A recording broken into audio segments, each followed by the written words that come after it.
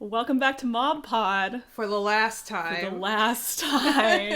Oh my gosh. So Wow. exciting to be here. Kind of like surreal to be like seeing the last the last arc that I've read like more times than I can count, like chapter 100, and now it's suddenly like a real thing. Yeah, So I was really excited to see how they would do it and everything. And I mean, I don't think they disappointed. But... yeah, for sure. So to talk about episode 9 first, we'll just go through them all. So this first one, Mob 1, moving. I loved that. I was moved. I was moved. We were all moved. We were all moved. I really liked that this episode, or that this like chapter got a full episode, as I was kind of saying before. Like, I hoped that would be the case and kind of go full, slice of life before we dive into the final arc. So I was just really happy to see it, and this episode honestly like made me really emotional the first time I watched it, because it was so well done, and I was like had so much faith in this adaptation. I was like, oh, we're almost at the end and it's so good and I'm so happy. So it's really, it does a really good job of just showing how far Mob himself has come. Yes. And just like how far like all the characters in come, and just how much support Mob has in his life. And it's such a, like you said, like such a nice slice of life aesthetic to it. And then everything gets flopped. Yeah. Those shots later in the episode that are kind of a direct parallel to the very first episode where he's playing soccer and then he's running and just showing how much he's grown. Yeah, that was really, really nice. And the way that this episode used his like percentages throughout kind of added a nice like undercurrent of tension. Yeah, because you're like watching it, you're like, I know something's gonna happen. Like this can't like last well.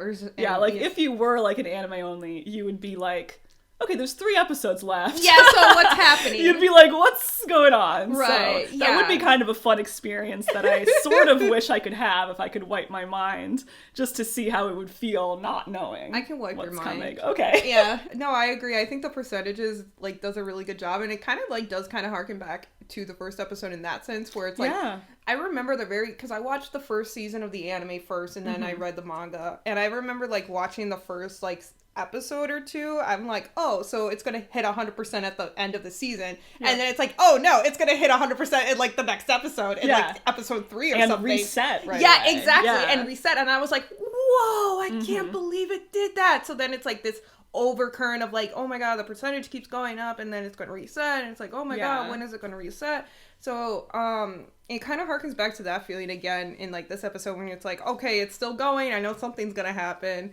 And I think it kind of, this season specifically with the broccoli arc, there's like kind of this like switch with it, where you think like when Mob is like, fighting Dimple, when his 100% reaches, you think it's going to be like 100% anger or frustration or something, but it's like, I can't remember what it is. It's acceptance or 100%. Honest or trust. Is it trust? Trust, it's yes. Trust.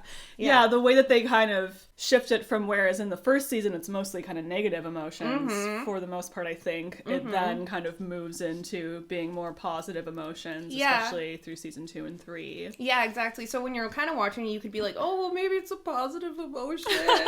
Right.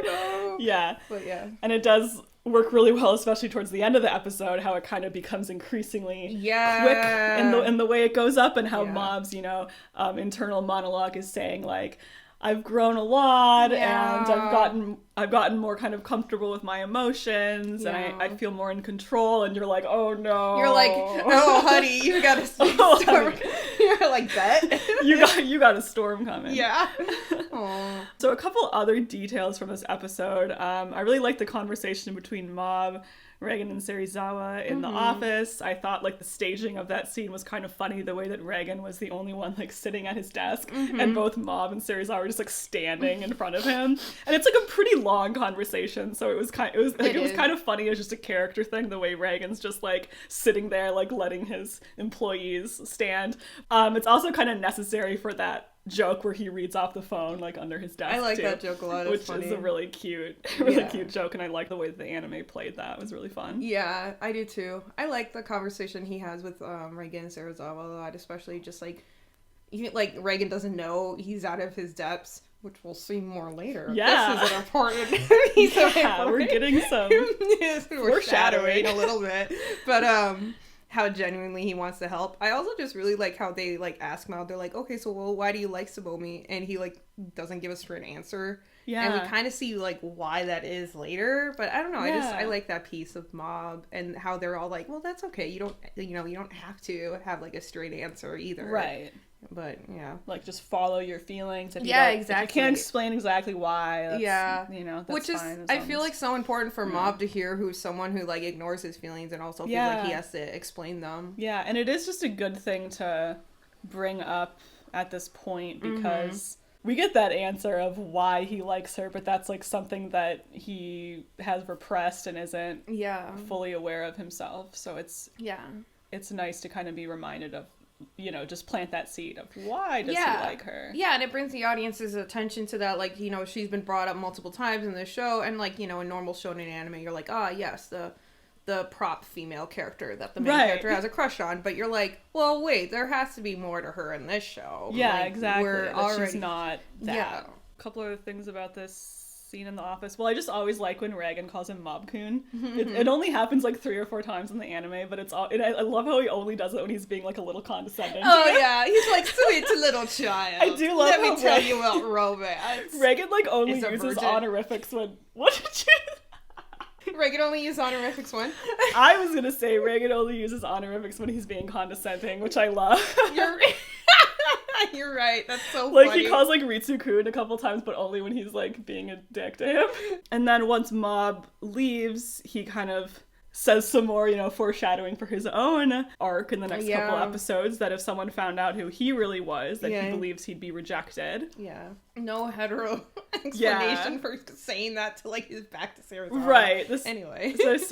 There's something going on here. Although they cut out the gayest moment in the manga. They did. Which is when Reagan says, Mob and Tsubomi can, like, see each other as they really are. I wish that I could be a partner like that. Yeah, they did cut that out. And then they show, like, Serizawa's face reacting to that, and it's like, what's going on there? Yeah, exactly. They, like, realized how gay that was. Like, we gotta cut it. In exchange for that, they gave us Serizawa saying Reagan's a MILF magnet. So. Yes! Serizawa says he seems popular with the older lady clients, which it might be the same as what he says in the manga, but the translation I had always seen is just that he's popular with the lady clients, not specifying the older lady clients. Can I go on like a really mini tangent with Reagan and lady clients? Yes. And I think I might have mentioned this before. I just adore Reagan's characterization of like, and we do see it where the lady clients do like him a lot, and he just like doesn't even interact in that way, or he doesn't notice it, or he just like steps aside it, either because he does notice it, he knows that's like not professional, and that's why I hate that Netflix live action adaptation so much, because they made him such a womanizer, and I'm like, that's not my Reagan. Oh, it's so true. I forgot that live action. It haunts me. I haven't watched, but I think, did we see like a highlight, or like not even a highlight, like a low light reel? Like a worst moment. We saw a low light reel. I think I watched the first episode and I was like, I hate you're this. So brave. I know, I'm the bravest. On the very other side, the stage play is great. Oh, that's true. But that's like a whole different thing, because I feel like in a play you can kind of, there's more of like a suspension of disbelief. Yeah. So it works well. And like the dimple in the stage play is so cute. It's the best part.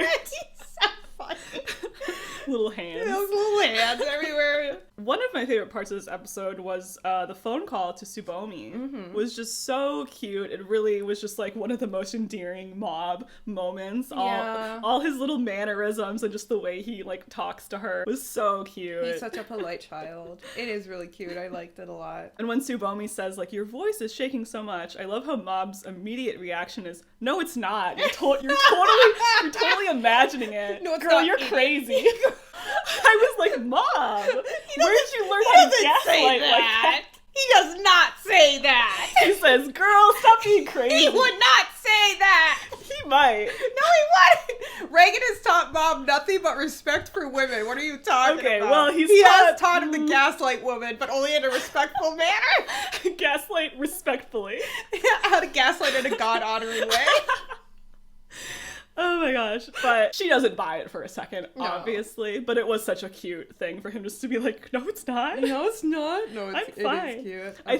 I think that there exists a part within Mob that, and just take this the way I intend it, which is with love and affection. Okay. Mob could have, like, a little bit of a phase, maybe in college. Where are we going here? Where he's not very respectful to women. I think that exists within him. I don't even think it'd be, like, on purpose. I just think... I disagree. In almost, like, a cute way, though, like this.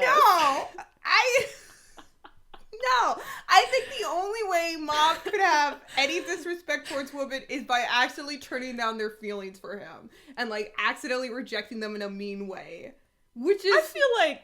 How can you say Mom would have a face like that when he walked Emmy home from school every single day just so her friends wouldn't make fun of her then would walk his ass back to school for club? Don't give me that shit. Okay, you might be right. I just think there's, like, a possibility. Like, I could see... He could maybe be in a situation where he's, like, accidentally kind of dating a couple girls at once. That could happen. Okay, that's what I'm trying to say. That's what I'm trying to say. No, that's what I was saying. Like, he could accidentally be... He could, like, accidentally terrible. become, like, someone who's perceived as a fuckboy. Yes. Okay, yeah. We're on the same page. I just wasn't sure how to, like, just because he either that. doesn't, like... And that's how this comes across to me, is, like, it could be perceived in a way that's, like... Okay. No, I totally could see, like, Mob, like, accidentally, like, not rejecting a girl in the correct way to where she thinks they are dating. Yeah, and that he would happens. totally get into a situation where he's accidentally dating, like, 3 girls at once. Oh, yeah. Like, a multiple dates to the prom. And he's like, that would be a good fanfic. Oh, shit. He's like, I have so many friends. And he's like, Reagan, help. Reagan's like, I've seen every American sitcom that aired in the 90s. I know what he's like, I know just what you... And Reagan has him, like, not tell them. Reagan has him, like, actually just go to prom with all the girls and, like, run around switching outfits. Yeah, exactly. Yeah. I'm gonna write this. Yeah, okay, please do. Teru's one of the girls. And Teru's one of the girls. Yeah. Poor Teru. The other 2 girls are, like, actually have a crush on each other. So it all works out. It all works out. Yeah. Okay, I'm glad we could have brainstormed this. I was like, I think I can explain this to you in a way that you'll understand. It might just take a few steps. So I was like, don't get mad at me. I'm really heated right now. I know, you're like taking your shirt off. No, I'm not taking my shirt off. I'm taking my cardigan off. Okay. It's really morbid here. Sorry. I had a lot of opinions about Mob being a womanizer. Accidental womanizer. That's more like it. Yeah. I think Reagan would have had that face too, honestly. Oh yeah, Reagan probably has also accidentally dated like a few girls at once, but he's gay, so he didn't even know it was happening. I think we covered a lot of this kind of earlier, except for maybe the very end of the episode, which is the car crash. Let's talk about the car crash. The way it was framed was really well done. It's kind of, you can really see the strengths of an anime adaptation like this, where you can use, sound and the kind of like slow motion thing they did, and the sound, cutting out and then coming back in. I thought was very effective. One of my favorite parts of this, and I don't know if this was intentional or if this is what they were trying to do, but it felt like a lot like when the sound cuts out and it comes back in, is like right after Mob pushes the kid out of the way. The kid has headphones into his little gaming system, right? Mm-hmm. Those headphones get ripped out when he's pushed out, and that's when the sound comes back. Oh, so it's kind of almost like the game over screen in his video game is playing out loud or something. Oh, that's so cool. That's how it came off to me. Yeah, I really liked that. Yeah. That's at least what it felt like, was just like the headphones getting ripped out, and that's when the music came back in. Yeah. I knew they were going to end on... Yeah. Him just being dead. Yeah, there was no way in hell they weren't going to end on that. Right, and I liked that choice a lot. Yeah. I'm glad they just cut it off right where they did. It was perfect, and I was finally right. This was like my only prediction that was actually right, was how this episode would play out, so I was like, thank you. Yeah. I'm surprised they didn't do like anything they didn't do like a hand twitch or anything like that, right? Not until the next episode. I didn't think so, yeah. Just... He's dead. They were like, he's dead till next week. Yeah, he's dead. And they were like, and anyway, next week on. And yeah, the way that they did like the next week on for the last few episodes, I really liked. So Mob did the one for this episode, and then Teru and Ritsu each got a turn for their episodes, and then I kind of realized like, oh my god, Reagan's gonna come back for the last one and I'm gonna lose it. Yep. So I loved that. It was really well done to kind of get to hear from the main cast, and then for Reagan to come back since he's the one that's typically done it. Doing it, yeah. Yeah, that was really like a really nice touch. Yeah. Good episode. And that's where the series ended. And that's the end. Mom's dead. Thanks everyone for joining us. I'm kind of sad that it ended on that. Yeah, kind of a bummer. That was kind of a bummer. That's okay. It's okay. Sometimes kids die. No one's died in like the entire series except for the main character. Wait, has anyone died in Mob Psycho? Okay, actually, I think what's really funny is that I think the answer is no, except for that one guy that Teru definitely murdered in season 1. Like the guy that he burned up. No, he's alive. He like walks away, but he's like burnt up. No, Teru flicks him in the face and he falls to the ground. Does he like he like bursts into ash. No, I think he's dead. So he bursts into ash? Well, not totally, but I think that guy's dead. No, I thought it like showed his face and he's like dazed. He's like he's later. Like I might be wrong. He's like comedically dead, but it is comedic, but I just like the interpretation that none of the villains even kill anyone. Except and then Teru just like sassily, brutally murders someone. I think you're right. So Teru murdered somebody and Mogami killed himself, and those are those are the only deaths. I mean, Teru loves like torture and murder. I thought you were gonna say he killed the guy he waterboarded in season 1. I'm like, that guy's not dead. No, he killed the guy that he burned. He burned him up, and then was like, "Oh, my clothes got singed." Such an asshole. I love that kid. Such an asshole. This kid has blood on his hands.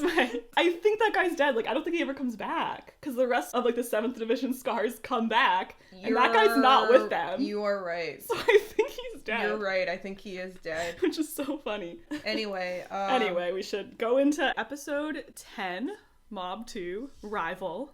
The Teru episode. Is that part of the episode title? The Teru episode? Yeah, that's what Teru adds to it. That's what Teru when he does his intro. He's like, my episode.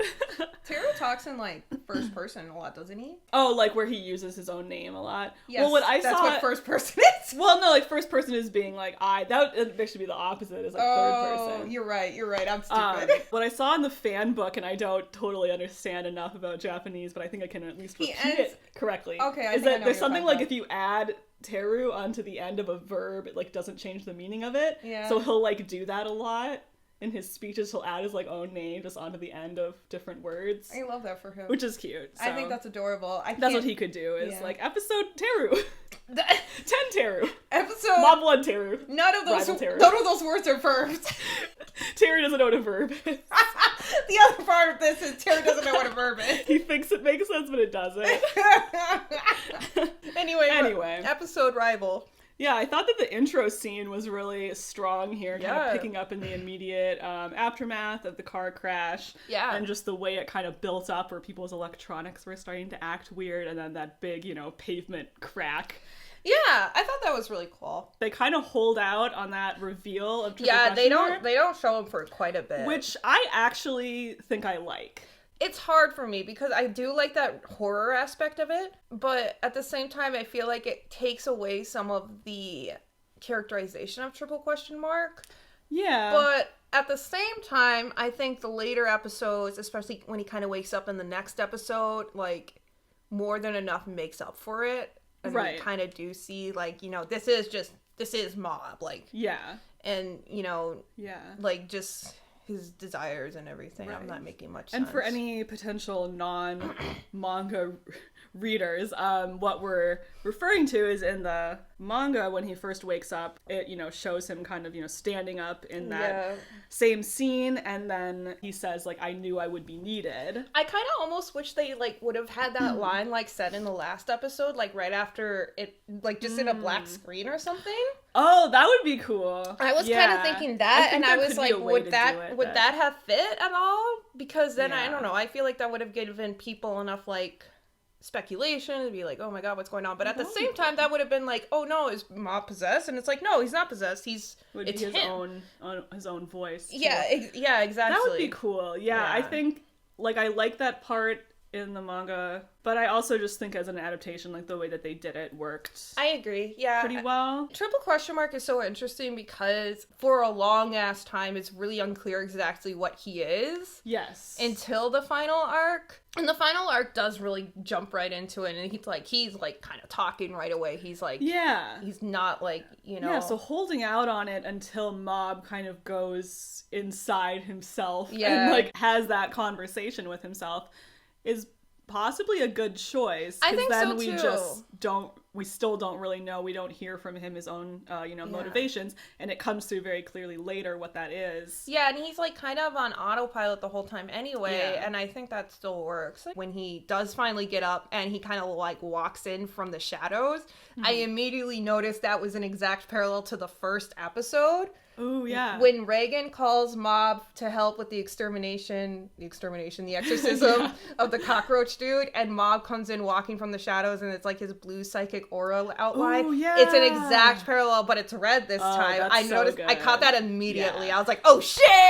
And about the auras, I mean, I liked how they had that red. I mean, he still had his regular Mob aura. Yeah. But then there was also that red tint. We love the red and blue. So that was fun, yeah, since that's been kind of a recurring, color theory type of thing that they have used here is that, bad guys tend to have more red auras. That was fun to see that here. And just the way that he was drawn with that kind of, like scratched out face. I love how they drew him. I think really it worked so well, especially at the very, very end when Mob finally wakes up and snaps back. Next episode with Reagan at the end.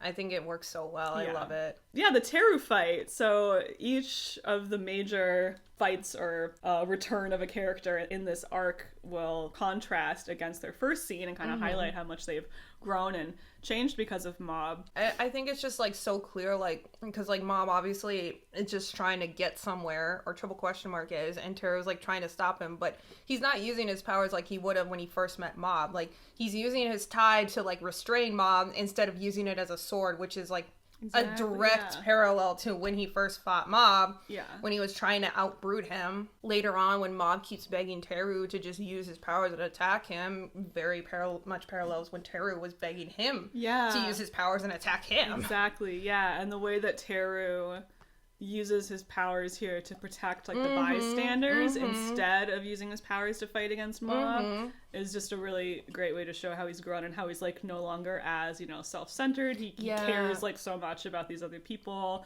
I really like the scenes with like the patrons and like all the city folk screaming. Like, it is scary. Like, they did so well with that. It is terrifying. It was very well done. Yeah. And I really like Teru's rival speech and just like how that influences him to be a better person kind of thing. Yeah, exactly. Like, their rivalry has really caused him to grow in like a good way.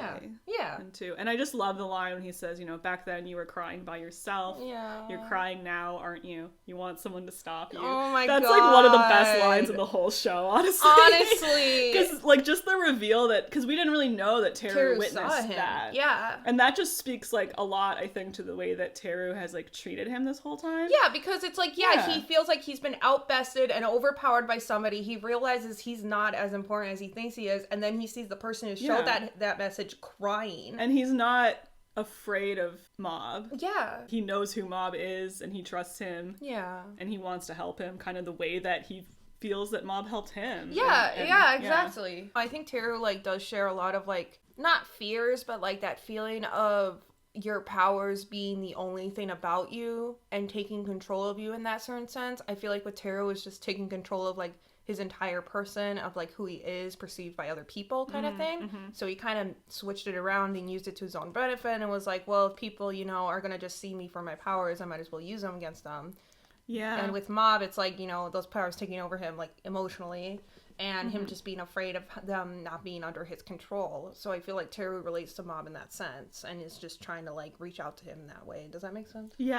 Yeah, very true. Teru is one of the only characters who's actually seen triple question mark. I mean, Ritsu, Teru, Dimple, kind of. I mean, Dimple was there for the, like, Mogami fight, kind of. Yeah. And he also kind of snapped Mob out of it on his family was burning in front of him. Oh yeah, so that's he at true. least I so think he's has kind an of seen the idea beginnings of it. But yeah, besides that, it's pretty much only Teru and Ritsu that have really seen it. Yeah, it's nice to have Teru as like the first one in this series, and I like that he's the one that kind of gets through to Mob and like, you know, wakes him up. And just that part when he's just like pounding on his chest, like, oh my god, it's so good. It's also just really uplifting to see like someone who has seen you at your absolute worst and like see you as like when you consider yourself a monster, but still think about how like they know you were crying inside and still try to think like just see you as who you are to them.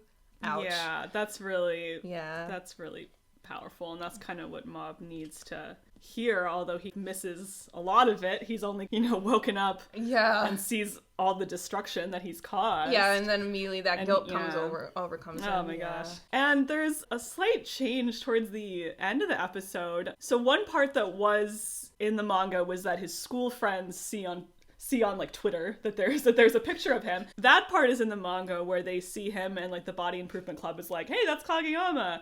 And that's why they go after him. What wasn't in the manga is that Reagan also sees that photo. It's a little bit unclear, actually, in the manga, like, what triggers Reagan to think that it is Mob. Yeah. It kind of seems like he just has this feeling that Mob is involved. Yeah. Which, actually, after seeing, like, the anime, I really like this version of it in the anime, where he sees that picture that Serizawa shows him and is like, oh my god, that's Mob. Yeah. I just think that's a really good change, because I actually don't think it makes sense for Reagan to get some kind of vague, like, inkling, because he didn't know. He didn't know. He didn't know. He had, is this what you've been hiding? Yeah. He didn't know. No, I agree. I think in the manga, I always just read it as, like, there's something psychic going on. My son is involved. But at the same time, he also didn't know there was something psychic going on. He didn't know. Like, nobody really knew. They thought it was just a earthquake, hurricane, whatever. Also, we get another great Oimabu. Yeah, like the best. The best quiet Oimabu. little Mabu. I feel like I might be misremembering it, but I feel like Serizawa like really crowds in on Reagan. He does. He's like, he really is like, Reagan, look at this. Get it right up in his face. Weird. They're having a very like a homoerotic day. And then all of a sudden the town is destroyed. The last bullet point that I had for this episode just says, unfortunate reminder that Joseph is hot. Joseph is hot. Pour one out. Yeah, and he doesn't show it very much. This is our friend Joseph from the government. Yeah, from the government? He's not a real character. I heard you talking about Joseph, my friend Joseph. Who? From the government? Does it ever specify what government? No. And, like, his name is Joseph, so I'm like, is he, like, not Japanese, presumably? I think he is from America. Yeah, is he American? Is he with the CIA? One of my favorite kind of memories from watching season 2 was that Joseph was introduced in the same episode as Serizawa. And we were more interested in Joseph. Our group chat, us and like 2 other friends, that were all like really excited about Serizawa in the lead up. After this episode, we were constantly just talking about Joseph. It was like, so funny. Whoa, Joseph kind of hot though. We were like, forget about Serizawa. Yeah, we're like, let's focus on Joseph right now. We were in Joseph. Well, because it like now. Came out of nowhere. You didn't think like Bones would treat this character that like as no. He's in like 3 episodes total, I think. It's so funny. They're like, all they did realistically was give him purple hair and like a hot little jacket. And a hot little jacket. He already and smoked in the manga, but they gave him like this weird like electric lighter thing. Oh yeah, they did give him this weird like government. They must love lighter. To like animate it because they show it all the time. I'm sure it would be fun to animate the little like. Yeah, they were like, they really just like sexified him so much. Yeah, he's hot. Just really funny how we were like. So anyway, Serizawa who cares about Serizawa, who we were anticipating for like months? What about Joseph? Let's talk about Joseph. All right, episode 11, Mob 3, Trauma. Do you see that again? I was just rolling my R because that's what Ritsu did when he introduced. I did not realize that trauma, it must be like an English, like loan word in Japanese. Because when Ritsu was introducing the episode, he literally just said trauma. Oh, you know what? You're right. And I was like, oh, that's so funny. I thought I had to be the one to be like, how do I bring up to Jenny that she's saying trauma? I was trying to do a bit. Anyway. Trauma. Trauma. I guess maybe it is a loaned word. Yeah, it must be. Because I just thought it was funny this episode's just called Trauma. Like, yeah, get right to it. Yeah. We're not beating around the bush here. But I do like how they use it later. Yeah. We'll talk about that when it gets to later. So the whole intro scene here was an anime original scene, which I really liked. Yeah. And they did a lot more with kind of how Ritsu got to the scene, kind of showing him, which I thought worked really well for the pacing. And we kind of got some, like, additional little Ritsu moments as well. So one of my favorites was when he thinks to himself that Mob may have exploded over Tsubomi's rejection. Yeah. They've really followed through on that omake that they added in season 2. Yeah. So the one where Tsubomi and her friend go to Reagan's office, and Tsubomi says that she has a crush on someone else, which is actually not true. She's just, like, testing Reagan or something. Weird But behavior from weird, her, honestly. weird. It is kind of weird. Like, if you don't think of Mob that way, why are you trying to test his teacher? Honestly. So it's kind of funny because they've, like, followed through on it on a couple times, like, since then. But I also just really like how this, like, emphasizes the fact that Ritsu has no idea what will set Mob off. Yeah. I think to the audience, it's pretty clear that, like, being rejected would not make him go triple question mark. Yeah. Like, we have a little bit of a better understanding of the mechanics of that. But Ritsu doesn't, because they never talked about it. So he saw, like, what happened at Terra's school, and he doesn't know the situation then. He just knew Mob blew up. So he sees that. He knows kind of some of the stuff at Claw, and he knows about the Suzuki fight, but really, he doesn't really know what sets him off. He just knows that, like, that he has this, you know, capacity to go out of control, so he's really been walking on eggshells around him. He has this capacity to go apeshit. Yeah, go totally apeshit. And yeah, so I really liked this because it does kind of emphasize the important part of this episode, which is that he's deciding not to be afraid anymore. Yeah. And to understand that it's just another part of his brother. Which it really hits hard considering this is, like, the part of Mob that he's really, really afraid of. But, like, we see throughout these episodes, like, the people closest to him still accept him and are trying their hardest to, like, calm him down or get to him or help him in any way that they can. But they're not, like, you know, like, fucking Mob being neurodivergent again or something. Typical Mob. Psychic powers is an allegory for, like, mental illness, right? That's what happened. There's definitely something to that. Reagan's the only one who's actually normal. Reagan's the only neurotypical one. Maybe there might be some flaws in this theory. He's fine. Before we kind of get into the meat of the Ritsu scene, there's the scene between Suzuki and Sho, which is really more about their relationship than about Mob, like, necessarily, but it's still nice to see the way that, like, the expectations are sort of subverted here. I was kind of struck by this when I was looking at the comments on Crunchyroll. Oh, really? You were looking at the Sometimes comments? I scroll down, you know? Okay. I like to look at those. For the previous episode, when it teased, like, that Suzuki would be back, I saw a few comments that were like, oh my gosh, they're gonna have another big fight, and I wonder how it'll pan out this time. You fool, this is Mob Psycho! I know, and I just loved, like, seeing that, because I'm like, yeah, of course, like, that would be like, your assumption here. It makes sense as an assumption, but I love the way that last arc really subverts those expectations, and the conclusion of Suzuki's arc is to recognize Mob's true strength, which is that he's able to control himself and not hurt people. Yeah. The way that he's holding himself back is the thing that makes Suzuki realize how strong he is. Yeah. And then the fact that he decides not to sacrifice himself and realizes that that would be selfish to do in front of his son, which, and, like, deciding to run away. That's basically it. I don't have too much more to... No, I think that wraps it up nicely. Kind of going back to those comments, it does show, like, how Suzuki is, like, typical, like, what you expect in, like, a shonen series like this, and he gets thrown into Mob's show, and he's like, oh, you know what? This is kind of fucked. Maybe I should just run with my son, actually. Right, yeah. Like, if it shits, hit the brakes. That's what Reagan should have said at the season 1 finale. You can leave. You can just leave, Mom. To fancy weed store. That's my favorite. I feel like I had the meme on the screen for this part. Everyone knows this meme. If it shits, hit the bricks. That's definitely not what... If it shits, hit the bricks. I feel like... Too fancy of a I can't remember any of them except conspiracy. For Too strong, psycho kid. You can leave. You've been in prison and forced into the lame knockoff Suicide Squad. Just walk out. Just walk out. Your mentor has been gaslighting you for 4 years. Just leave. Oh my god. Oh, I did want to say that the anime, like, they added this, like, weird little coda to the scene where Joseph is in the helicopter and he's like, send out the drones to pick him back up. I feel like the fandom interpretation is that he's just free after this, that he's just, like, out in the world. Yeah. So it's kind of funny that the anime's like, nah, they got it back. No, they gotta give him back. They got him back with drones. He's like, as you should. This is where I belong, in prison. Yeah, I thought he was, like, running away and, like, living on the lam ever since this. You did?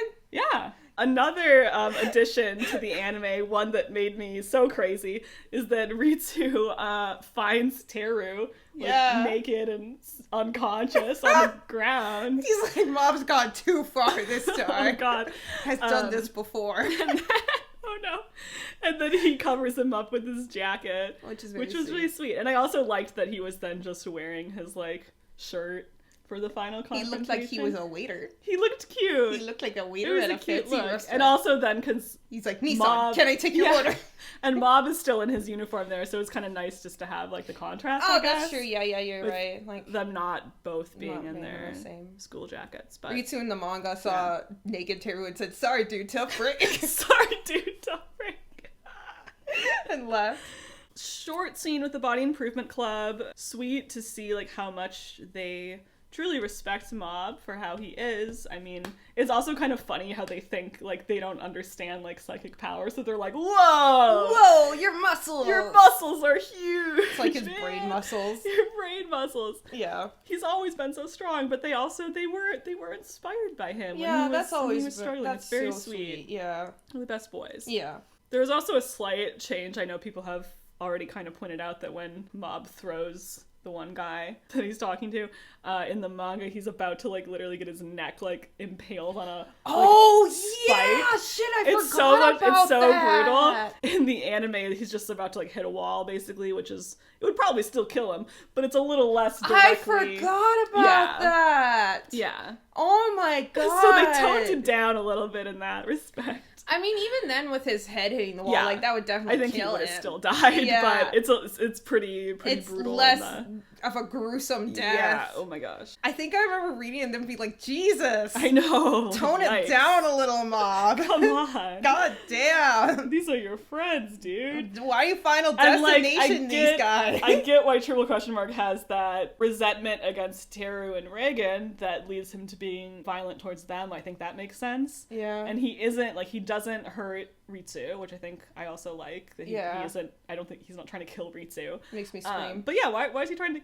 kill these nice jocks? I think it's less he's trying to kill those jocks and more so that they're in his way. Yeah. He just doesn't care, I guess. Yeah, and he's like, it's like... And I guess he does have a little bit of resentment towards the whole concept of like, the Body Improvement Club. Though. Yeah, because to Mob, it's like, Mob was like, trying to distance himself from it and do something else that's not focused on his psychic powers. So I could see that. So it's not a direct, I'm trying to kill this guy, but... It's more so just like, get away maybe a little bit. Yeah, maybe a little bit. So yeah, the Ritsu scene in the anime, it takes place on the bridge, which I thought was a nice kind of change of the setting, and it's the same bridge where Ritsu walked past Mob in the Mogami arc without helping him. Oh my god. So it was kind of a nice parallel there to bring that location back. It's a little bit more of, like, a visually interesting location too. I think in the manga they're just, like, in a random pile of rubble somewhere. I think in the manga all of them take place just within, like, the city. Yeah, they're not like really distinct locations. Yeah, like so I like that. Except for, like, the beginning of Teru's fight, obviously. True, they're in the park. Yeah.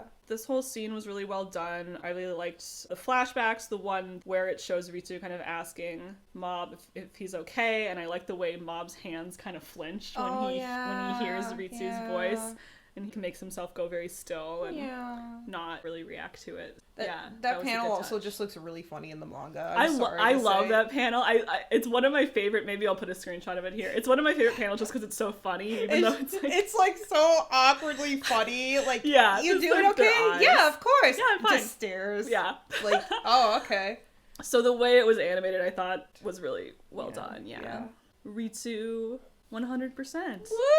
Woohoo! Ritsu, good boy. This was cute. I like how it was his aura, which is similar to Mob's, but you know, distinct. I like this scene a lot. Just like Ritsu realizing like how much he wanted power so bad so he could be able to face Mob in these instances, and just wants to be like there for his brother and not have his brother like hide his emotions or hide this side of him. I think it's really sweet. If he has powers, he would be able to really relate to him more because he does want to be able to talk about it. Yeah. But the fact that he can't really relate to having powers, it's like harder for him to have that conversation with him. Yeah, exactly. He was seeking powers for the sake of this moment, is what he says. Yeah. And it's like not only so that he can kind of like fight back against Mob or kind of restrain him in that more sort of physical way, but also so that he can be like, relate to him.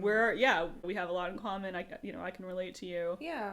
I like how they turn the episode title around and how Ritsu's the one who's like, he shouldn't have to live with his trauma. Like, I was like, ouch. Oof, yes, ouch. He shouldn't have to be weighed down by trauma or something. And it just really shows in a perspective how, like, Ritsu has never... He's been afraid of Mob from that incident, but he's never, like, considered himself first with it. He's more so always looked at how it affected Mob and how Mob closed himself off from it because of it. You know what I mean?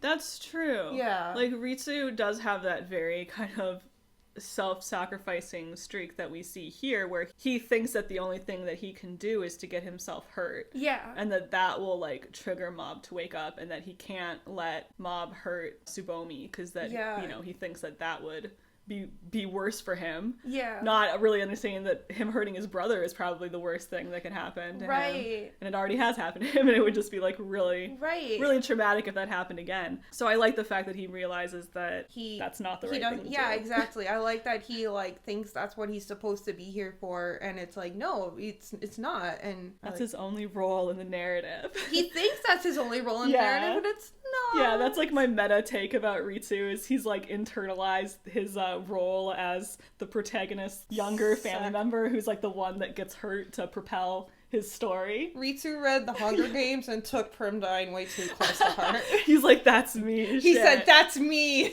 He's like, I need to cause like emotional pain to propel my and Mom's like, fuck that shit. Yeah, exactly. Like I said, he's afraid of Mob, obviously, but I really don't ever see him consider like his fear of Mob and his triple question mark self like being first. He always just thinks of like how it's affecting Mob and like how it's and so then he like is like, well, I'll just sacrifice myself. Right. Yeah. Like, no, little boy. Yeah. You're worth more than that. Exactly. Maybe you need Reagan as your Shisho. Yeah, honestly, Ritsu needs therapy. Yeah. I could see Ritsu being one of those people who's in therapy, but also, like, really annoying because they talk about it all the time. Every sentence he would say would start with, like, in therapy, my therapist said this, and then he's being, like, pushy about other people going to therapy. Are you talking about like, me? No. Oh, okay. No, you don't do this at all. But, like, you know, Reagan-san, you should go to therapy. And then Reagan does. Reagan does go to therapy. And they're like, you're normal. He turns the tables. He becomes the therapist. Oh, no. He starts giving therapy to his therapist. That's just a bad therapist. It would be, yeah, but that would be really Reagan funny. overpowers the therapist. He's the more dominant in that situation. Reagan's the more dominant one? Like, yeah. What, does he overpower? The therapist. He's dominant? He dominates the therapist. He dominate too? The therapist. Anyway, triple question mark and Mob have a little conversation. Yeah, and I feel like I've watched it a few times and I feel like I can't tell if their voices are different. Like if there's more like echo on Shigeo's voice versus Mob's, or if I'm just imagining it and they're the same. I don't know. I'd have to watch it again. Because at first I was like, oh, they put like an echo on his voice, so it sounds different. I was like, wait, no, there's also an echo on Mob's voice. So I was like, oh man. Honestly, I'd have to rewatch it because I did notice like there was a few times watching it either in this episode or I think in the next one where I was like, honestly was like, wait, which one's talking again? Right. And it's hard because towards the beginning, especially in this conversation, no one's lips are moving. Right. Mob doesn't have any and Shigeo's is like being shown with not moving his lips. And even in the manga, more so towards the very end, there's a couple parts that are like a little bit ambiguous, but I think maybe it helps to it. Yeah, maybe like intentionally so. Yeah. It's as they're kind of coming back together that it's like a little bit unclear who's saying what, but it's like that actually kind of works. But then that's funny because in here it's very clear who's talking when they come back together. I know, so that doesn't actually make sense. But... Yeah. No, like maybe I do have to watch it again like with headphones in or something. Maybe you're right, there is an echo because I was like, there were a couple times where I was getting lost at who was talking. Mm-hmm. Is this the episode with the I will stop you and No One Can Stop Me. Yeah, I think so. I need a gripe. Okay, let's gripe. I'm so mad because that is literally one of my favorite panel pages. It's just Shigeo being like, no one can stop. I'll stop you. And Mob's like, no one can stop me. And then bam, Reagan foot. But Bones was too fucking horny. God damn it, again. They just show Reagan's entire fucking ass in the frame. Reagan ass.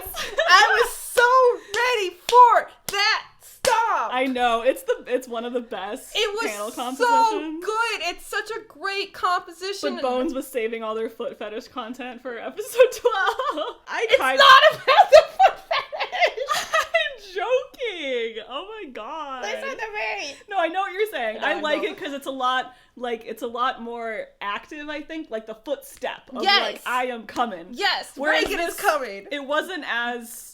It was just like his like mid-thigh. I'm so mad. Yeah, it wasn't as impactful of a transition. I was incredibly mad. So angry. Yeah, I agree. It wasn't the best. But I will say my kind of overall take for parts that I thought didn't hit as hard as I might have wanted from Chapter 100 is that the manga still exists. You're right. It still exists. And right. You know, overall, these last couple episodes I think are really good. And a few of the parts that I was like really like would have been really mad if they didn't get wrong, I thought they nailed. We'll talk about that, especially with the last episode. Yeah. The parts that they did a really great job on, or even kind of elevated from the original material. Yeah. But for the parts like this, where it's like, you know, they're a different medium. It doesn't necessarily translate directly. So I'm like, you know, Chapter 100 is still one of the best. They blew it up after this episode aired. No! Yeah, they got rid of it. Did you not hear it? Oh my god, I can't read it anymore. No, they're going into... You can only watch the anime now. Yeah, they're going into everyone's houses and taking their manga volumes. No, I don't even have all of them. Yeah, yet. Exactly. They haven't even finished releasing the English ones. They're not going to finish releasing it. You didn't hear that? I'm going to bomb the Dark Horse offices. That's a real threat. Just kidding. I'm not bombing anyone, but... You're bombing this podcast.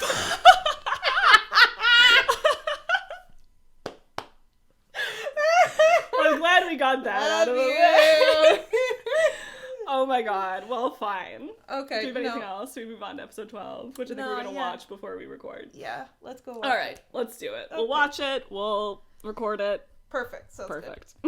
Last episode, episode 12, which is titled Confession, the Future. The Reagan episode. I loved the title of this episode, first of all. As soon as I saw it would be called Confession, I was so excited because I love the parallels between Reagan's confession and then the confession to Tsubomi, which is kind of the purpose of this arc, is that, you know, Mob wants to confess, and Reagan being able to confess and kind of be vulnerable in front of Mob is the conclusion of the whole story, really. Yeah, exactly. And allows Mob to kind of do the same and is able to show his emotions in the same way. So early on in this episode, Tsubomi completes her manga transformation. Yes, her de-sojoification, her de-bimbofication, if you will. I mean, I know they didn't plan this because they said as much when this season started, but I'm just so happy that they did this because it really does help both the fact that, like, how they say, like, later Mob's the one who had a crush on her, not Shigeo, or like... Or Shigeo is. Wait. The power part, Shigeo. I thought the power part was called Mob. No, the power part is Shigeo. Because he goes, oh, you're Mob, you're the fake me. Oh, you're right. Yeah, so Shigeo. Yeah, you're right. Yeah. You're right. I'm a fake fan. No, okay. So yeah, and then, like, not only that, but also just, like, the idealization of her and her becoming, like, her own person and her own character. I love that so much. I was so excited to see that. It's a really good accidental thing that ended up working so well is that, you know, just from the beginning, they didn't know the full scope of the role that she played. So they kind of gave her a cute girl anime makeover. Yeah. and then when you look at her manga self and you're like, that is not the same person. She's just like a sort of normal pretty girl in the manga. Yeah. So it's really nice the way that it works to kind of show that Mob didn't know really why he liked Tsubomi. He didn't really see her as much of, like, a real person. Like, she was just this kind of idea, I think, to him. Exactly. This, like, vague, like, feeling that he likes her, but he doesn't know why. Reagan shows up then, and this is, like, one of just the best parts of the manga and the anime. I love when he says, "You can stop pretending now that man is a liar." I know, it's so good. Woo! Oh my god. I love the sound design here when the rocks are hurtling around Reagan and he's like, look at him, he's scared, and then it cuts off right when that giant fucking rock hits him, and you can hear the smash of it. Yeah. He should be dead. People were pointing out that just the size of that rock was upgraded quite a bit. Oh yeah, absolutely. In the anime. Yeah, it's like a fucking boulder. They wanted him dead. And I think in the anime he gets hit and it's more of like softball sized rock, if not smaller. And hits his head and he starts bleeding, but I don't think he even falls down in the manga. No, I don't think so. So I love how brutal it is here. Yeah, there's a panel of just the rock and he goes like... He just is on the ground. Yeah. Is like struggling to stand back up. So. All of Reagan getting thrown around here is really brutal. Like he just is such a rag doll, and it just shows how powerless he is. Mm-hmm. And he's like, you really feel for him because it's like, damn, he's really hurting right now. He is fighting so hard. I like how he's still like protecting his head. Yeah, good survival skills. It's kind of funny because he's like simultaneously very self-sacrificing, especially in this episode, but kind of throughout, where he is pretty reckless when it comes to his own like well-being. Yeah. But he also has like very strong survival skills. Yeah, he does. So I agree. And that kind of goes into the taking his shoes off and the playing the original OP, which are kind of two separate like they're kind of the same conversation, but they're kind of different. Maybe we'll start with the shoes. Yeah, let's start with the shoes. Because that was something that in the manga I think had a much darker tone to it, where there's a panel where he's looking up, focuses into this vortex, and then he's like holding his shoes by his side and his hand is like shaking. If you're not aware, in Japan it's very common for suicide victims to place their shoes like where they're about to die. So, like, if they're going to, say, like, jump off a building or something, they put it right next to the building or something. So, it's like, it has that connotations of, like, Reagan, he's not actively suicidal, but he knows fully aware that he could die here. Yes. And that's kind of, the implication goes off in the manga. It's a very somber tone, and I really, really like that in the manga. Yeah. The anime takes a very different direction with it altogether. Yeah, it's a very different direction. I think a lot of people didn't really even know why he had taken his shoes off. It kind of has this sort of goofy almost tone to it, where he just throws his shoes and socks into the sky. Yeah. So it's a very different tone, which I definitely I think prefer the manga version, but then at the same time I'm like, well, at least I don't have to read a bunch of people's like takes about how Reagan is suicidal. Yeah, and like I said, it's less that and more just like he's aware that he can die. Yes, here. I very much do not see him as someone who is actively suicidal. Yeah, he has a very strong survival instinct. Yeah. But he just, in this instance, he is willing to die for Mob. Exactly. It's just a darker tone that you could very easily see if you're more familiar with that kind of instances in Japanese culture.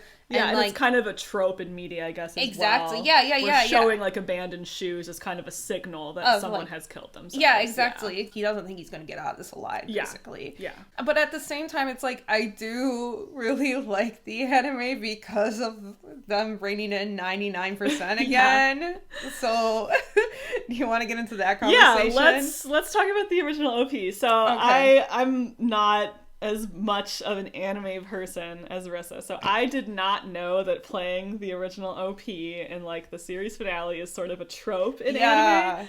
I was initially a little bit thrown by that, and I was a little bit like, weird choice. Okay. And I was so excited. I was kind of vibing with it as it went on. Now, like, knowing that it's a trope, I think it's kind of cute, and I like it more, but it was a little jarring to me at the very first time. See, I really love it because, like, it's a trope to use it in, like, the very last battle against the big bad guy, right? Like, this is what we've all been, like, leading up to, and we're gonna finally use all our powers we've gained to fight the big bad, and it's used here. Reagan's not fighting anyone. He's trying to reach Mob. Like, he's not fighting a big bad. He's not even trying to sacrifice himself. He's just trying to reach out to Mob. And so I think it really works here with, like, not only taking that trope, but kind of spinning it in a way that works for this, because the song itself, first off, it's a fucking bop. It is a bop. It's a bop, and it's super energetic, but also just, like, what the song's about, and it's just, like, like,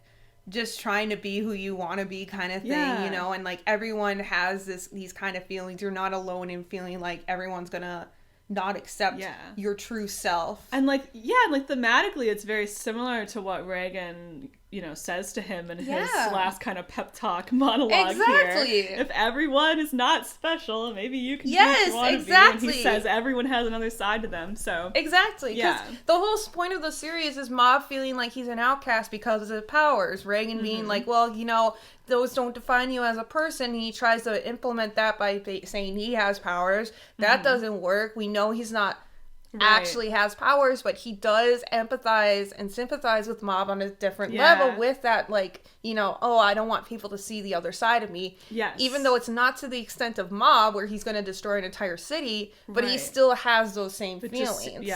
Exactly. Feeling seen. And it's interesting, like, I don't know if Reagan, like, I kind of like to interpret it as that, like, Reagan doesn't necessarily know that he's, like, saying the exact thing that Mob needs to hear. Oh, absolutely. Like, I think he just, like, something in him is compelling him.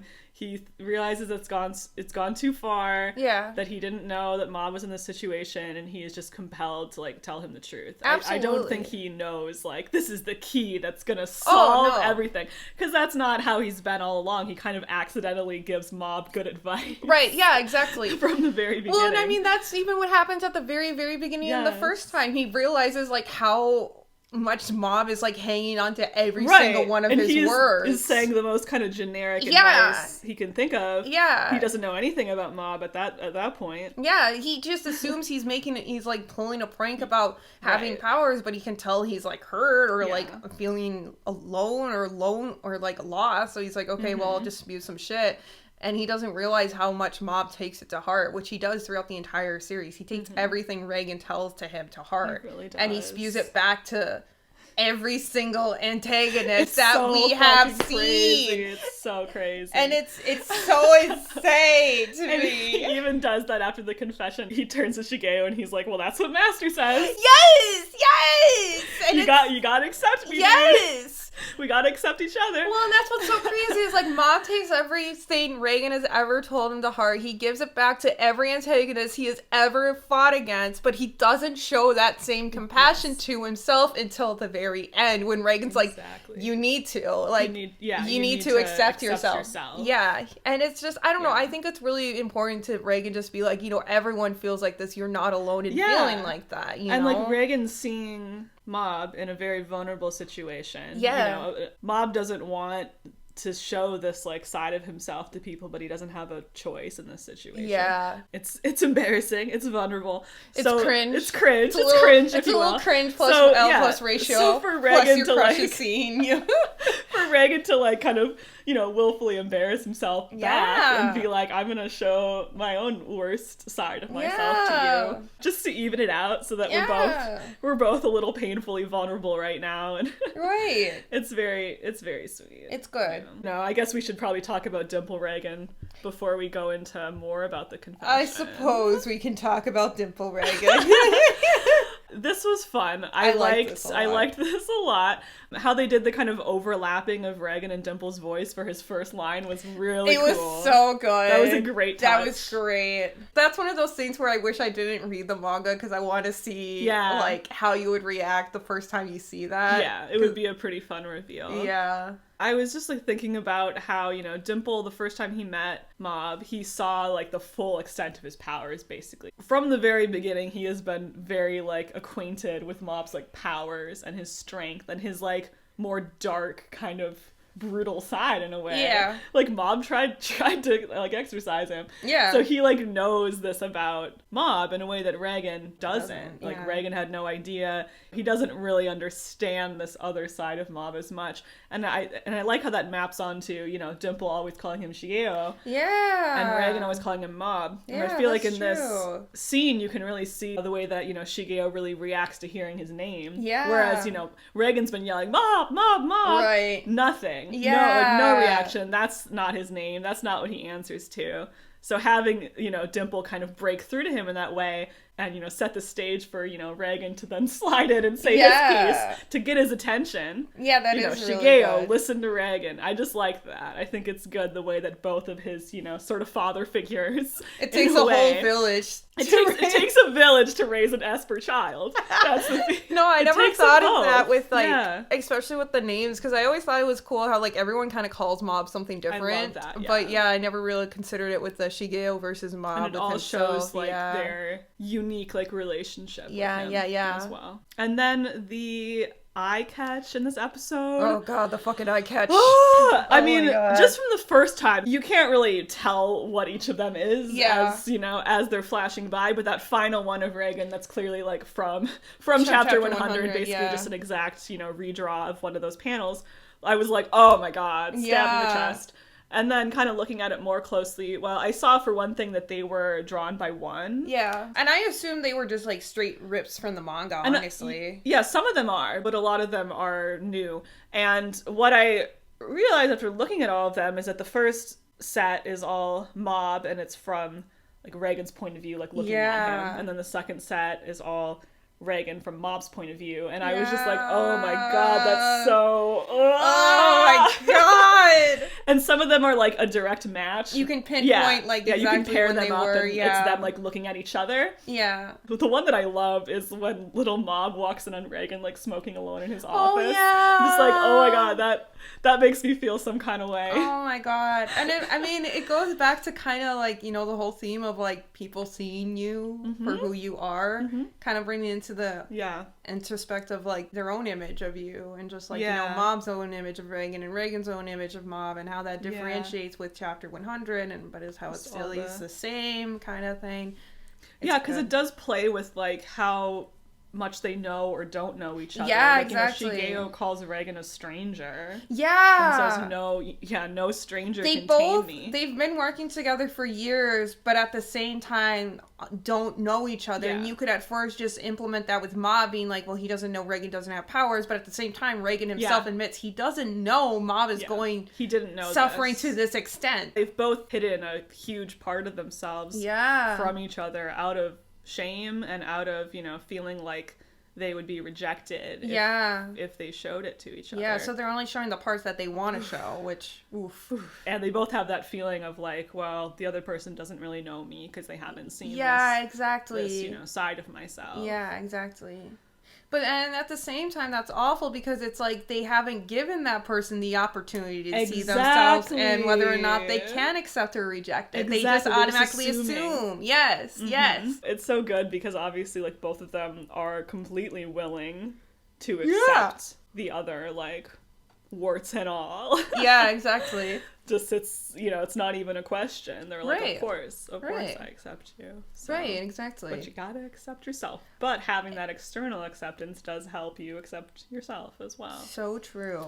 So the confession and this last Reagan monologue, I absolutely loved seeing this. It was just perfect. Yeah, it was just really perfect. Good. Everything about it, the voice acting. I knew that Takahiro Sakurai would knock it out of the park. I had no doubt in my mind, but he really did. It was very good. The crying was great. Oh my God, the crying Sakuga. Reagan crying Sakuga, girl who just learned what Sakuga means. That that's really me. 2 weeks ago, and I was Reagan crying Sakuga. Oh my God. I love going back to how they've been drawing triple question mark with the scribbly face kind of over. I just love when Reagan finally confesses and it immediately shocks Mob back in and his face changes. I just really love that a lot too. Yes, it's so good. Yeah. The way that he cried was so good. There was so much tension in it. It was very clear he's trying very hard not to cry, both in the voice as well as the animation. They just paired up in a really good way. Those kind of throat noises that he's making and the voice cracks. Oh, perfect. It's so good. Just absolutely amazing. It's really good. The little cartoon noise when a little bit of snot. Oh, the little snot. Oh, excuse me, my allergies. He's awful. I hate him. It's very good. The whole this is a real me stuff. Yeah. Yeah, I liked that, and I try not to get too, hung up on the translations, because I know it's kind of like, hit or miss. Well, like if they're going to be the same or different, it doesn't really mean much. But that line in the manga, at least, was, "This is my true identity," which is more of a direct callback to like the press conference when Reagan said, or when Mob says, like, "My master's true identity is a good person." Yeah. So I like that it's kind of the direct callback where he's like, "No, actually, my true identity is a fraud and a liar, and I'm using you." But I think that, like, there was something about "this is the real me" that hit me really hard. Yeah. Because it's just a lot more simple. It's just like, this is it. Like, this is who I am. Like, especially when he's all beat up and obviously at the end of his rope, and he's incredibly weak and vulnerable and just human kind of thing. Yeah, I agree. Oh, good. Did you see the thing about the bottle cap at all? I saw your note about it, but I couldn't tell what ending you were talking about. I'm going to explain. So during Reagan's monologue, it's the part when he says, everyone has two sides to them, everyone's the same as you, including me. Yeah. When he says that line, there's a shot of like a couple bottle caps on the ground. Yeah. And one of them is that little one with the star that's in the season 3 ED. Like, Mob like picks it up when he's running and like smiles at it and like flips it up. And people were interpreting that as being kind of directly symbolic of Reagan, because he's like the new star of the psychic world. And also in this episode, that like shot of bottle caps, there's the star one, but there's also one that says like 100 on it or something, so that's Mob, and they're like right next to each other, those two bottle caps. So it's like, oh, that's so sweet. That's sweet. So people were like, oh, Reagan was in the ED all along, or at least there was like something that reminded him. So I really love that interpretation that he picks up that bottle cap and like thinks of Reagan. Mob brings that back, that little gross old bottle cap back. He's like, this made me think of you. And he's like, Shisho, this made me think of you. He drops in, and Reagan's like, thanks, Mob. Yeah, I don't know how to feel about that this. Would actually be so sweet, because Mob would have this whole like reasoning behind it of why. Yeah. But he like wouldn't communicate any of that. Yeah, exactly. He's just looking at it expectantly with his autistic eyes. He just gives Reagan a piece of trash. It's just, this reminded me. Reagan's like, that could be like I could see like that in Omake. Yeah, exactly. It's like, why? That's so cute. He's like, thanks, Mob, I love it. He keeps it in his pocket forever. That's what happens. Yeah, that is exactly what happens. That's cute. And Reagan actually keeps it because he's sentimental. Oh, yeah. He just doesn't know why. Yeah, it's in his... He's like, I guess I'll never know. Yeah, it's in his like coat pocket at all times. Oh my gosh, that's adorable. Absolutely. That's canon to me. After the confession, there's one last 100%, which was also something that was new from the anime. It's not like a 100% thing like this.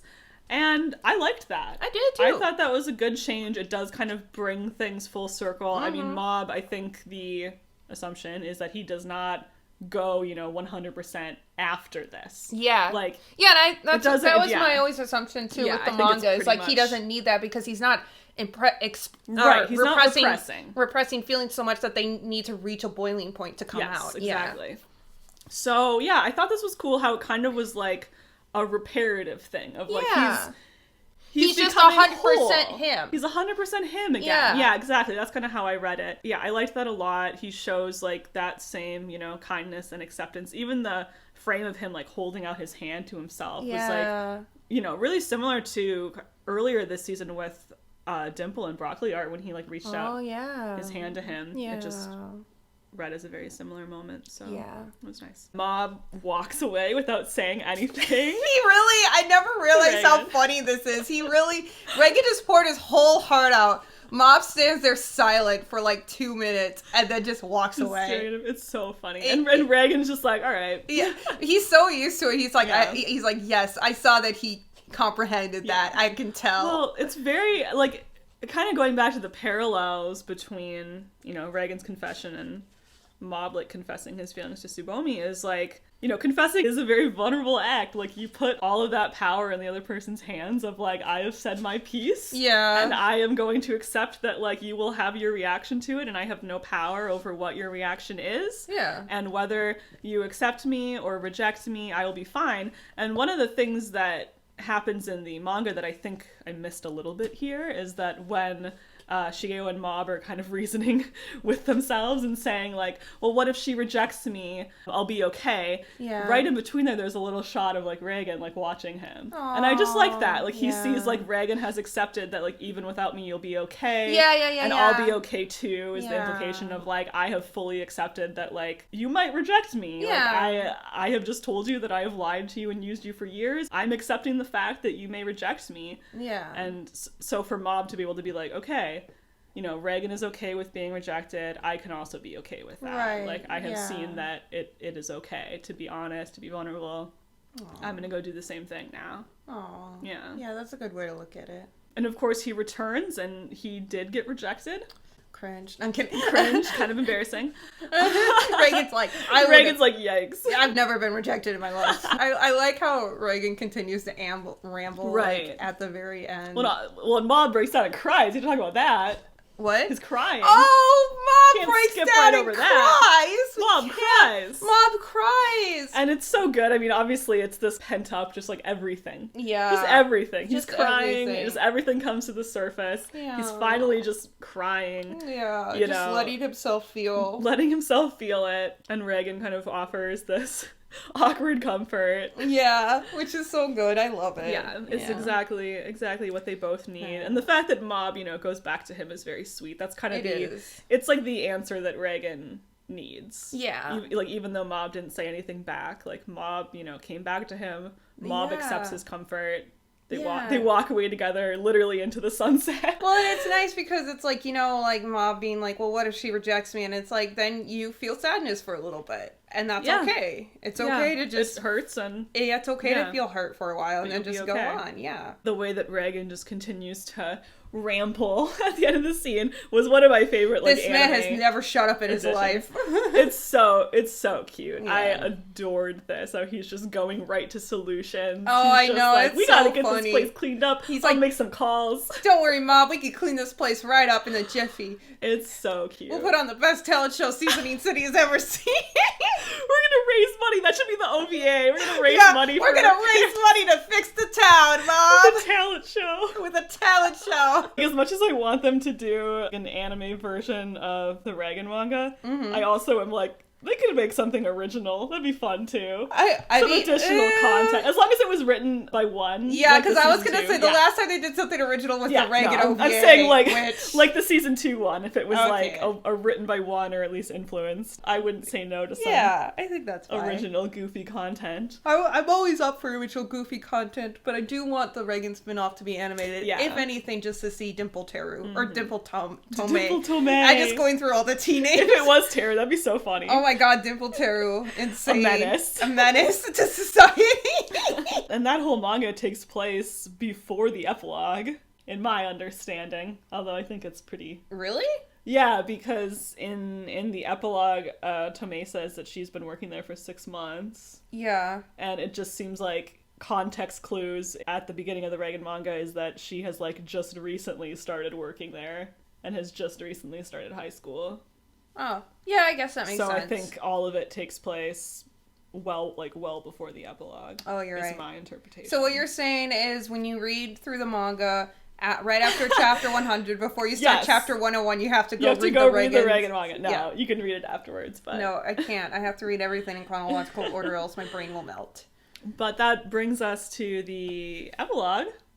Let's talk about Teru's haircut. Right now. I love Teru's hate haircut. It. Why do you hate it? It's so ugly. It's so cute. No, it's terrible. It's so cute. No, it's cute in like an ugly way. No, it's so... Why did he has bad taste. Why'd they do that to him? He has bad... I honestly think it's adorable. He had the funniest emo bangs in the manga. I want a side-by-side of them on the screen. His hair in the epilogue in the manga was basically the same as his hair at the beginning, right? Yeah. I like that they gave him a different haircut. I think it's cute. I disagree. I think the fact that he has the same haircut from the beginning shows just even though he's still the same Teru, but he's grown and I don't have a very good argument here, but I have an argument. I hear that. I like that it's different, and I just think this haircut is so cute. I was so Every caught time I off see guard. him, I laugh. I was so caught off guard. I was like, what is that? What's Let him that have on your bad head? taste. I'm letting him. Okay. I'm not going to say I'm going to support it, but I'm letting him. He can do whatever he wants. Yeah. He's so cute. He's so cute. It's awful. I hate it. It's like a quarantine haircut. Good. When he couldn't get into the barber That's what he shop. needs. It's like almost a mullet, but not. You should cut that fucking mullet. Cut that fucking Yeah, mullet, it really man. is kind of a mullet. It's awful. I hate it.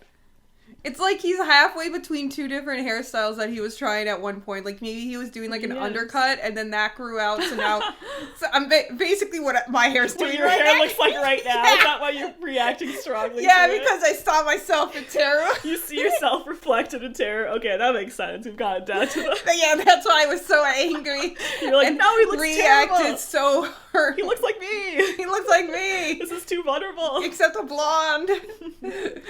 There's also that scene where Ritsu thinks back on the first time that he met Teru, and I was a little bit... I can't quite make sense of why this is here.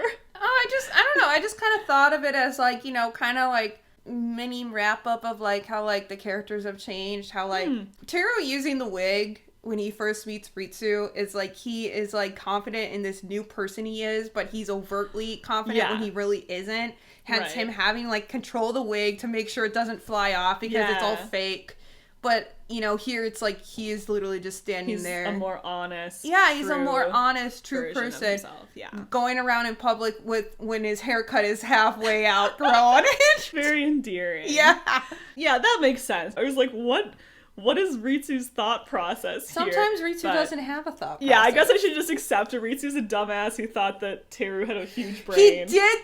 Maybe Ritsu's just thinking, damn, where's your brain go, bro? My favorite interpretation that I think definitely can't be true is that Ritsu suddenly figured out who Teru is. Like a year later, he's like, oh, you're that kid! He thought there was one guy with a wig and like another guy. He lost track of Teru during the Claw Division fight and like didn't see him get his hair chopped off. He just forgot. He forgot about that blonde kid, and then suddenly there was this new blonde kid in a tracksuit that kept following him around. All right, these are two separate people. Yeah. Ritsu's face blind. Faceblind King. Faceblind King, he finally figured out that they're the same person. Oh my god, love that for him. That was my like immediate thought, and I'm he's like, wait a second, you're that naked kid that I saw. Can I have my jacket back? The last scene, Reagan's surprise birthday party at the office. It's very sweet. Yeah, especially when you think about how like last birthday he was drinking alone at Happy Trails at a gay bar, at the local gay bar that doesn't give him alcoholic drinks. Everyone knows your name and everyone hates you. Yeah. He's realized that he has improved his own life, and I like that it kind of ends with both him and Mob in a better place. Like their relationship between them has improved. They both have a larger like support network now. Yeah, they have other strong relationships. It's kind of about them growing out of like their toxic codependency. Yeah, it really is. Finally being like, I'm not as afraid to lose you. Yeah, like I'm more secure in our relationship now. Yeah. So I can, like, take a little step back and I don't have to continue exploiting you. Yeah, and I'm allowed to, like, let my guard down. Yeah. Because I'm not afraid you'll leave kind of thing. Exactly. Yeah, it's good. Very good. He lets himself laugh and smile. And Mob's big smile, big laugh. Big laugh, big smile. It's so cute. And throws a cake at Reagan's face. Yeah, good for him. Good for him. That's a little bit of payback. I think Mob should be able to get, like, little bits of payback. I think he should be a little bit of a prankster. I guess he did, like, beat Reagan up and... He did this episode, but yeah, Reagan's like maybe that's enough. Reagan's like, oh, my poor ribs that were broken in the fucking. I have 3 broken ribs. Yeah, and he's like, it's not your fault, Mom. Yeah, he's like, I'm fine. I'm fine. I feel like the one coda that I think would really be sweet is if Mob had a chance to like be like, I'm sorry, I hurt you. Aww. And I say that as if I didn't literally write that into a fanfiction. And Reagan's like, I'm sorry, I hurt you. Yeah, exactly. Because like. You know, Reagan got to apologize. Yeah, but that's I think true. Mob, like, wants to be able to take some responsibility for... Because, you know, he never did with Ritsu, really. Yeah, that's just kind of avoided it. Yeah. So being able to be like, I hurt you, I acknowledge that. Aw. It could be sweet. Anyway. Well, you should probably do that with Teru, too. He needs to go on an apology. He should do an apology tour. Yeah. With everyone that he hurt. He needs to do an apology YouTube video. I think it would be Oh my gosh. It wasn't my fault. I'm neurodivergent. I'm a minor. I'm literally neurodivergent and a minor, and I suppress a different part of myself, so... Yeah, it was all my fault. Split personality. Yeah, it was my... No. But yeah, that's the end of Mob. End of Mob. It's been a journey. I owe a lot to you because you got me into Mob. Aw, thanks. And I'm glad you did. I'm glad I did too. I know. I'm glad that I don't know what exactly brought it on, but you were just like, want to watch this anime? I said yes. I think I was watching it and I was like really into it, but no one around me was into it. And then I made you watch a couple episodes, and then we watched the rest of the season. Yeah, I think we watched the first 3 at first, and I was like pretty into it. Yeah. So then we just watched the rest of it another time, and you were like, when does Mob find out Reagan's line? And I was like, well, not till the end of the series. And then you read the entirety of the manga in 24 hours. I read the whole manga in 24 hours. Lost my mind. Yeah. And now here we are.